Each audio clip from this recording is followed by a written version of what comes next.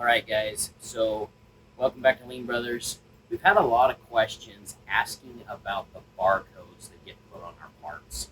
So, as you look, each part that comes off of our CNC, we label, and we use a program.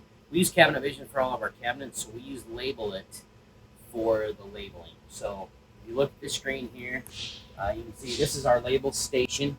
So we have on the computer. We just use laptops. We just find used laptops, repurpose them, or take old ones from the office and put here. So on there we have our Asana, so the guys can pull up the jobs that they need to do. And then on this screen that's above the conveyor, we have our labeling.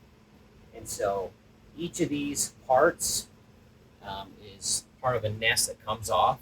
And so I can click on a part and hit print, and then it'll print me a label. And on this label, I know what the cabinet number is, the job number, this is the room. It tells me if I have any secondary operations, and this particular part has a barcode. Not every part that comes off has a barcode. So, like if we should be aside, this will not have a barcode. So, if you look at the difference between these two labels, one has a barcode, one doesn't.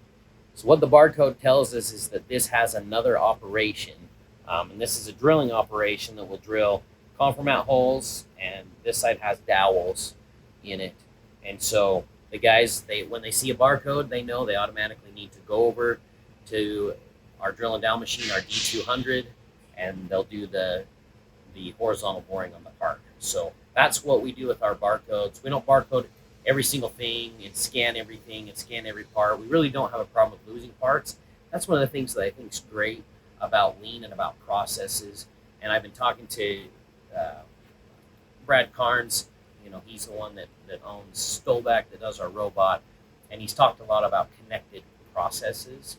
And that's the thing when we route our parts, drill our parts, edge band our parts. We have a saying in our CNC cell: one sheet, one cart. And so we have these processes connected. So we unload the sheet onto a cart, drill any part that needs to, roll that cart straight to the edge bander, and then it's done. So we don't use any software. They have a lot of softwares out there that will actually track every single part through your shop. We don't feel like we need to do that because we don't really lose parts. We run them, drill them, band them, and then they get put in assemblies, and they're ready to assemble. And in fact, we'll be putting on a new addition on the building. It'll probably be completed in about a year, and the processors are really going to be connected at that point. Everything will have a buffer in between assembly, and it won't go on cart, it'll just go on roll lines and get assembled straight from there. Kind of like we used to do here. We had to stop that because we didn't have enough space to get around. But that's what's important about having a connected process. It makes things quicker and easier. So anyway, back to the barcodes. That's what we use barcodes for, is for additional operations on our parts. So hope that answers the questions that have been being asked about barcodes and about what we use for labels. We use labelit for our parts. So with labelit, are you able to customize what the labels say, and how are they like generated or done? We can. So when we nest the job out in the office, then it automatically creates a labelit file for those nests. And there's a label designer inside of Cabinet Vision that we can choose the different fields that we want to include. We can make them bigger, smaller. You can have a picture of the part, which we do on our labels. You can take that off. You can if you want the barcode bigger, smaller, text bigger, smaller. In fact, so these are three wide, 2 high labels.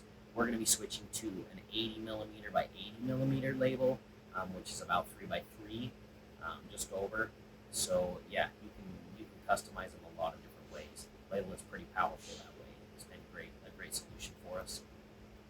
So basically, part comes off here. If it has a barcode, it goes to the drill and dowel machine, that they can scan the barcode to do that secondary operation, and then it continues down the queue to complete the rest of the process. Correct. Yep, down the edge banner and sorting. And in a perfect world, that edge banner would actually be closer to these two CNCs that run all of our cabinet parts, but we just don't have enough space to put the door, the MDF door production, and our custom stuff on Larry.